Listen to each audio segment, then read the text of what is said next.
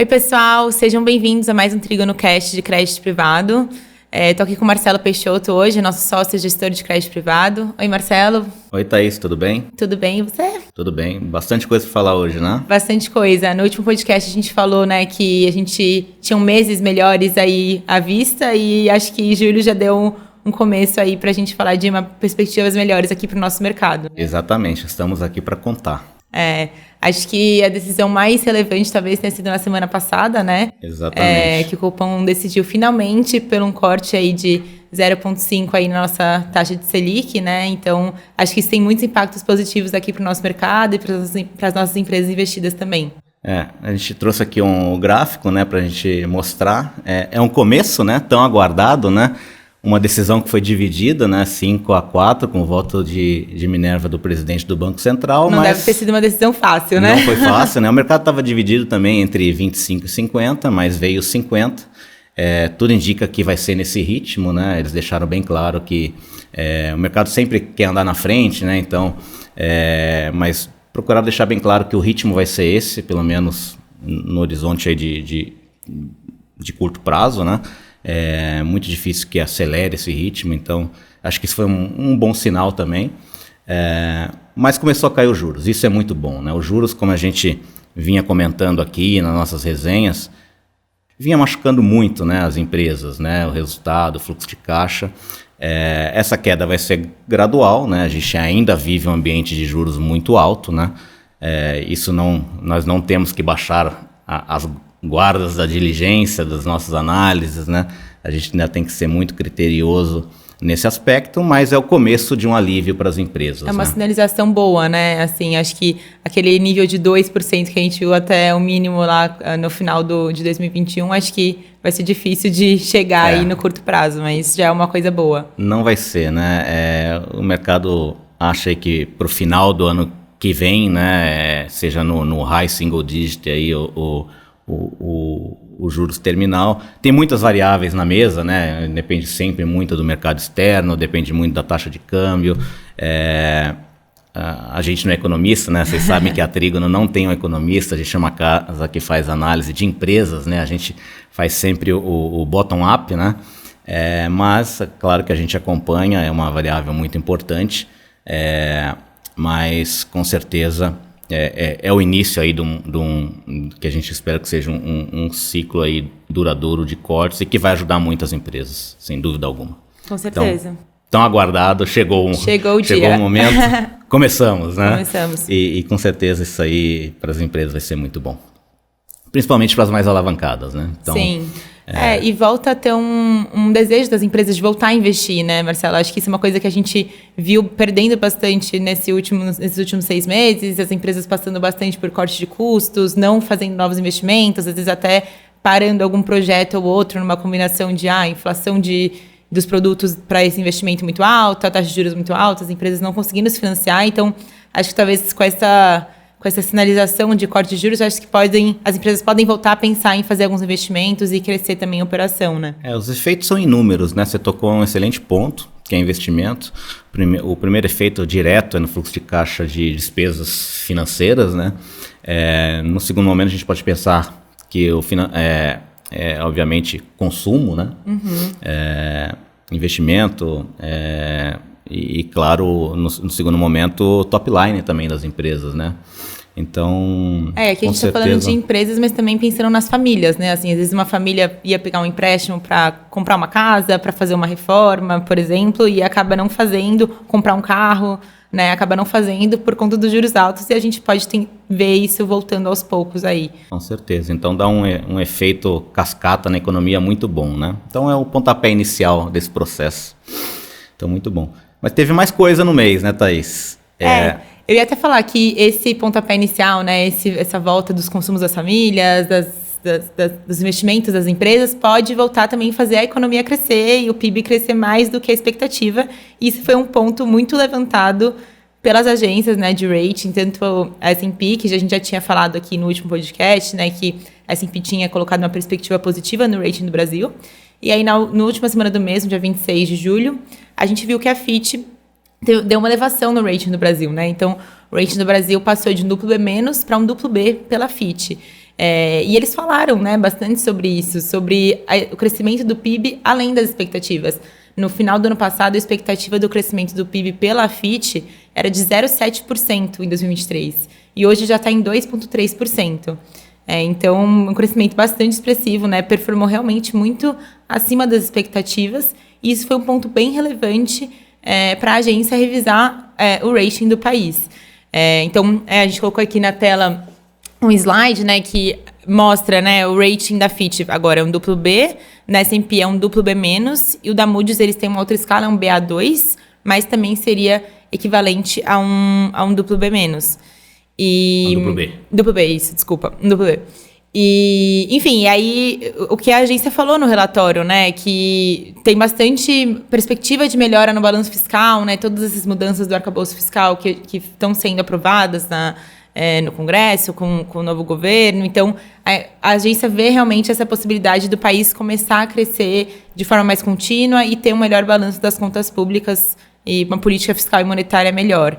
Então, isso é muito positivo, tanto para o país, né, trazer investimento externo, que já acontece, mas também para as empresas que estão aqui, que a gente investe. É isso que eu ia te perguntar, né? É muito interessante como isso cascateia para as empresas, né, Thaís? Porque a elevação do rating soberano dá margem também para os upgrades das empresas, aquelas que estão ali limitadas ao rating soberano também, né, tem o upgrade e o custo de financiamento dessas empresas, principalmente no mercado internacional, fica mais barato.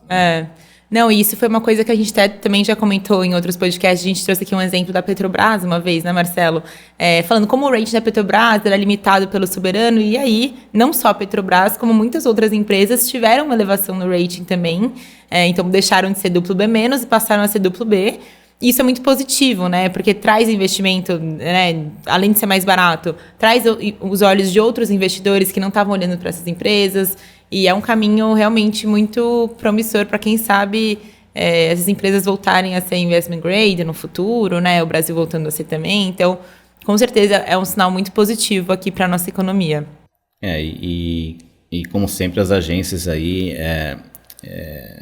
realçando, né, as reservas internacionais brasileiras muito fortes, né, 346 bilhões de dólares, né, o Brasil numa posição de credor externo líquido, né, então o Brasil ao longo dos anos trocou a dívida internacional por dívida doméstica, local. Né, então local, então isso dá uma fortaleza muito forte nos ratings, né, e impressionante isso que você mencionou, que do começo do ano, começo do governo para cá, como os agentes econômicos mudaram a projeção do PIB, né? Então, essa força de crescimento da economia, o próprio fiscal, foi uma grande surpresa, né? Então, não só as agências reconheceram, como os agentes de mercado também, né? As revisões de PIB e de crescimento foram feitas por várias casas, né?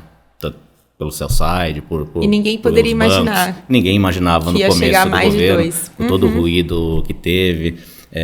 Claro que é algo a se destacar também.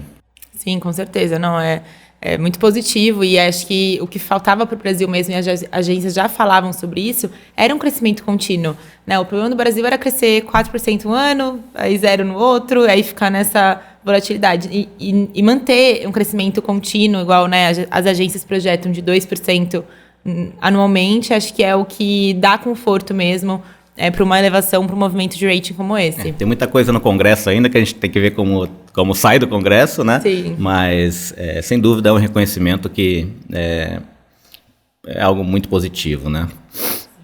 E por outro lado, né, enquanto a gente teve essa elevação aqui, lá fora a gente teve um rebaixamento dos Estados Unidos, né, Marcelo? Acho que... Pois é. E foi uma notícia que foi meio surpreendente pelo mercado, mas ao mesmo tempo o rating já estava com uma perspectiva negativa, né? Isso é muito interessante, né? Porque pegou o mercado meio de surpresa, causou muita volatilidade, né? Os Estados Unidos tinha ali o AAA pela Fitch, né, na escala global. Tinha uma observação negativa, ou seja, estava em revisão para o downgrade, mas estava fora do radar de todo mundo, né? Muito interessante isso. E acabou sendo rebaixado, né? Então, tudo por aquela questão do teto dos gastos, a vulnerabilidade que isso causa, né? A pressão dos juros altos, né? No fiscal norte-americano, que é um fiscal muito sólido, né? No fim, é um downgrade que passa de um selo de melhor pagador que existe, que é um AAA, para o segundo melhor, que é um duplo A+, né? Que ainda é muito bom, né? Que já era duplo A+, pela Standard & Poor's, né? Há muitos anos. Então, é algo que mexe com o mundo, mas se a gente trazer aqui para o nosso mundo, vamos lá, para o crédito privado brasileiro, efeito zero, né? Para o mundo, se a gente pensar no longo prazo, eu até acho que pode ter... No curto prazo deu aquela volatilidade de treasury, né? As treasuries subiram, né? Bastante, um efeito no intraday muito grande, né? Uma variação enorme de precificação de treasury. No longo prazo, o que eu acho? Eu acho que assim, os bancos centrais, a treasury é o papel que os investidores no mundo mais possuem, né? Então, os bancos centrais, os fundos soberanos, é visto como um papel mais seguro, né? Está exposto ao governo norte-americano. Talvez algum rebalanceamento possa existir no longo prazo, né? Mas assim, é um efeito, a meu ver, muito de curto prazo. Aquela volatilidade que a gente viu, sobe a taxa, isso aí se acomoda ao longo do tempo, mas é um efeito muito pontual, né? Acho que essa é a palavra, muito pontual. Então, assim, para o nosso mundo aqui, zero impacto no crédito corporativo brasileiro, né? Isso que eu quero dizer. Deu aquela volatilidade de mercado, claro que isso impacta mercado, bolsa, tudo isso, né? Gera um nervosismo. Agora, de longo prazo é isso que eu vejo, né? Talvez um rebalanceamento desses grandes fundos e bancos centrais reequilibrando seus papéis, porque com certeza eles têm limites de crédito por nível de rating, tudo isso, de limites de exposição por nível de rating, e claro que isso aí pode gerar um rebalanceamento ao longo do tempo, né? E aí, por curiosidade, a gente traz aqui, né, para quais são os países que têm AAA, porque os Estados Unidos já não tem AAA por duas agências de rating, eles mantêm somente pela Moody's, né? E são alguns países aí que têm AAA por duas agências de rating, são um seleto grupo aqui: Alemanha, Dinamarca, Holanda, Suécia, Noruega, Suíça, Luxemburgo, Singapura e Austrália. Essa é a liga aí dos AAAs. Menos de 10 países, Menos né? de 10 países, são 9, né? 9 países com AAA por duas agências. Marcelo, é um seleto grupo. Não, eu ia comentar só que também muitas pessoas acharam, né? Nossa, uma surpresa muito grande esse rebaixamento, mas na verdade era um watch negative, né? Que a Fitch dava no rating nos Estados Unidos. Então, um credit watch diferente de uma perspectiva já tem uma iminência ali de curto prazo, né? Acho que talvez muitas pessoas não entendam a diferença do que é uma perspectiva, o que é um credit watch, mas um credit watch é quando a agência acredita que ali num período curto de 3 meses vai ter algum efeito negativo naquele rating. Então, já era esperado uma ação de rating negativa ali num horizonte de 3 meses, por exemplo, para o rating nos Estados Unidos. Isso porque estava tendo toda a questão dos legisladores lá nos Estados Unidos demorarem para fazer o acordo no teto de gastos. Então, a agência já estava antecipando isso, né? Então, não foi tão novidade assim. Concordo. E como eles justificam, né? Rating é sempre relativo. A gente nunca pode perder esse conceito, né, Thaís? E a Fitch justifica, né, como uma erosão relativa da governança, né? Comparada com outros países AAA, né? Então aquela história de um congresso sempre dividido, que é comum nos Estados Unidos, né? E eles dependerem do acordo entre republicanos e democratas para elevar o teto da dívida, eles ficam sempre naquele último momento nas negociações. Isso aí, para a Fitch, acabou sendo na comparação determinante com outros países na comparação que não tem com outros isso, países. Né? Não que a dívida americana esteja em risco, né? Mas na comparação com outros países, eles acharam que eu merecia o downgrade, né? E a deterioração fiscal esperada nos próximos 3 anos, né? Segundo a Fitch, com a crescente dívida do governo e no nível de juros, né, que eles pagam sobre a dívida, que era 0, né? E a Treasury já é acima de 5. Então, esse é o efeito na dívida americana, mas continua um excelente risco de crédito, né? Duplo A+. Por duas agências de rating. Queria a gente ser duplo A+. Estamos longe. Muito longe. Mas vamos lá. E aí acho que a gente pode entrar agora falando um pouco do Pulsar, né, Thaís? Sim. Fizemos um ano de fundo, né, no final de junho. Fizemos um ano de fundo, muita coisa nesse ano, né? Eu digo que Os alicerces aí de um ano eles estão feitos, sólidos, né? E quando eu falo de alicerce, estou falando sobretudo de pessoas, né? Equipe, né?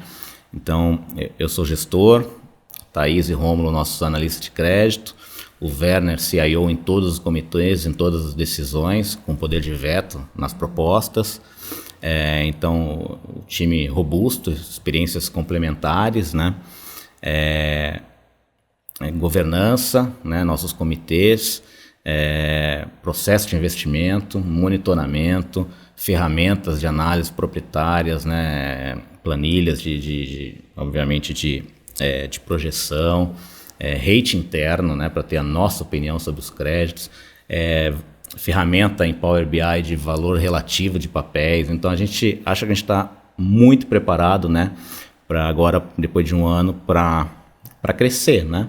Seja em novos produtos, seja em recursos sob gestão e contando também com um novo parceiro estratégico comercial, né?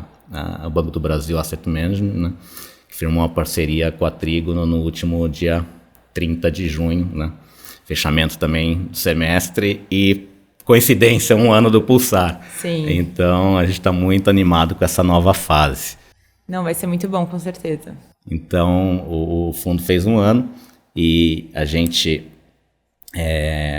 atingiu aí 39,2 milhões de patrimônio no fundo, né? Um mês que a gente pode comentar um mês muito bom, né? A gente estava comentando que o mercado de crédito se recuperando com bastante apetite, né? Muito forte, né? Fechamento quase todos de os papéis spread fechando. No secundário, muito apetite, né? A gente teve uma captação líquida positiva de 10 milhões de reais no mês, então bastante forte e vis-a-vis o tamanho do nosso fundo, né? Então foi um mês muito bom, né? A gente alocou bem os recursos, né? A gente participou das emissões primárias também, né? Com critério e seletividade, né, Thaís? A gente sempre, uma tecla que a gente sempre bate aqui, a gente, para participar de uma emissão, primeiro, a gente não vai em todas, né? Para participar de uma emissão, a gente quer sempre ver o fundamento de crédito, né? E a taxa adequada, né? Só uma das pontas não funciona para a gente. E agora o mercado de crédito vai melhorando, também outros emissores passam também a ter acesso, né? Então não é igual quando a gente viu aquele cenário de crédito mais restrito, tinham poucas empresas emitindo, só as empresas melhores, né? Enfim. E hoje a gente já não vê isso, a gente já vê vários outros emissores também aí acessando o mercado. Então aqui a gente tem o trabalho de fazer essa seleção e realmente só entrar naquilo que vai ser mais vantajoso aqui em termos de risco e retorno, né? Exatamente. E não é porque os juros começam a cair que o mercado deixa de estar desafiador, né? Porque é uma queda gradual, né? A gente apenas passou de 13,75 para 13,25. Né? Os juros alto, os juros ainda machucam muitas empresas, né? E esse nosso papel de diligência, ele tem que continuar, né? Vem aí uma safra de balanço pela frente, né, Thaís? Não, eu ia comentar isso, né? Que esse segundo trimestre de 2023, as empresas ainda estão com resultado fraco, né? Assim, comparado ao que era em anos anteriores, né? Então, os juros ainda estão altos, as empresas ainda estão com dificuldade de gerar caixa e de ter lucro líquido positivo, e tem todas essas dificuldades ainda para as empresas. Então, a safra de balanços, ela... né, claro que varia de setor para setor, mas tem muitos setores que ainda estão sofrendo, né, empresas mais alavancadas, como a gente comentou aqui no começo, que ainda sofrem com essa queima de juros, mas acho que também é nosso dever, igual a gente já falou aqui em outras oportunidades, de buscar aqueles setores que são mais resilientes, né, e até foram esses setores que tiveram um papel importante na nossa carteira aqui no mês de julho, né, a gente buscou setores que são mais resilientes, empresas que têm fluxos de caixa mais estáveis, né, que tem menos volatilidade de demanda ou de preço. Então, isso contribuiu bastante aí para um resultado positivo no nosso mês de julho e com certeza vai continuar sendo o foco dos nossos investimentos daqui para frente, né? Porque não é que teve uma corte de juros, foi importante, mas isso não resolve todos os problemas, né? E não é que a gente está vivendo num ambiente de juros baixo agora, não. Muito pelo contrário, ainda tá alto e ainda é preciso ter bastante cuidado. Exatamente. Então, a gente fechou o mês aí a 115% CDI, como a Thaís bem mencionou, as principais contribuições positivas no mês aí vieram dos setores de transporte, logística, energia elétrica, química e petroquímica, e o fundo está diversificado em 70 papéis.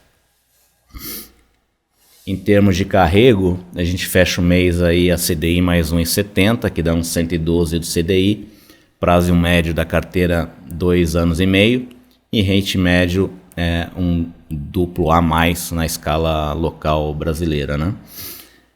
Por setores, né, como a gente mencionou, a gente prefere os setores mais resilientes, né? Então tá aqui o que a gente estava comentando, né? Então energia elétrica representa 15% da nossa carteira, o setor que a gente gosta, o setor que a gente está mais exposto, né? Receitas e fluxos de caixa bem resilientes, né? É o que a gente gosta de ver no fundo de crédito. Setor financeiro também regulado, embora inadimplência piore, aqui a gente está exposto a grandes bancos nacionais e também a bancos ligados a montadoras, né? Grandes franquias, vamos dizer. E setor de saneamento, né, também na mesma linha do setor elétrico, aí, setor muito resiliente, transporte e logística e locação de veículos aí com 7,6%. Nosso fundo, a gente tem aí quase 80% de debêntures, 10,5% de letras financeiras, uma posição de caixa de 10%, que a gente julga bastante adequado aí para a gente, vis-a-vis o tamanho do nosso fundo, conhecendo o nosso passivo, e muito adequado aí para fazer frente às oportunidades aí de mercado secundário e mercado primário. O nosso fundo é um fundo D mais 30, né? Lembrando a todos.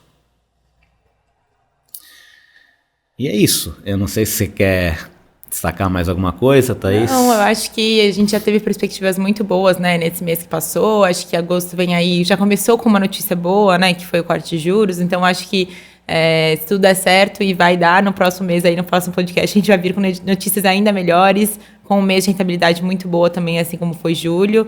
E novidades, quem sabe, de novos produtos, como você falou, né, Marcelo? Novas empresas investidas, novos papéis. Então, perspectivas positivas aí para a segunda metade do ano. É isso, a gente está muito animado com o momento da Trígono, gestora, com o momento da área de crédito da Trígono Capital, com a nossa nova parceria com a BB Asset, com a nossa carteira, né, com o fundo, e agosto também já, até o presente momento, um mês muito forte, né, de retorno, de fechamento de spread de crédito. Eu acho que a gente entra aí numa espiral bem positiva aí de upgrade rating, de queda de juros. Tem coisa tramitando no Congresso que eu acho que deve ter desfecho positivo, né? Vamos falar aí de arcabouço, de reforma tributária. Essa é um pouco mais obscura, mas eu acho que é positiva para o país, né? A gente tem que ver os detalhes, obviamente, mas eu acho que a gente tem um segundo semestre para ser bem promissor. Bem promissor aí pela frente, né? Com certeza. Então, agradecer aí a audiência todos, de todo mundo. A audiência, e até a próxima, Até a próxima, pessoal. Tchau, tchau.